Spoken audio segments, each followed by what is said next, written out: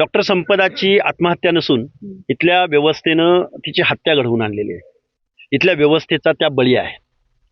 मग जी लोक त्यांच्या आत्महत्येला कारणीभूत आहेत त्या लोकांना इथल्या शासन, प्रशासन, न्यायव्यवस्था, आयोग, महिला आयोग या लोकांकडून तिच्या मारेकऱ्यांना शिक्षा होण्याऐवजी कुणाला तरी वाचवतायत की काय अशी शंका आम्हा सगळ्या महाराष्ट्रातल्या मुलींच्या पालकांच्या मनामध्ये निर्माण झालेली आहे.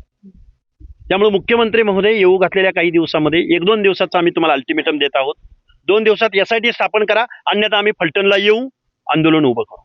राज्यामध्ये महिला सुरक्षित आहेत. राज्यामध्ये महिला जर सुरक्षित असत्या तर डॉक्टर संपदा MBBS करून 1-2 वर्षाचं प्रॅक्टिस करणारी गरीब आई वडिलाची लेक, जी शेतकरी आहे, जो शेतकरी आहे, स्थलांतरित शेतकरी आहे, तो ज्याच्या पाठीमागं दोन भाऊ 1 बहीण आहे, आई वडील आहेत, ह्या सगळ्या लोकांना विसरून ती आत्महत्या करू शकते का?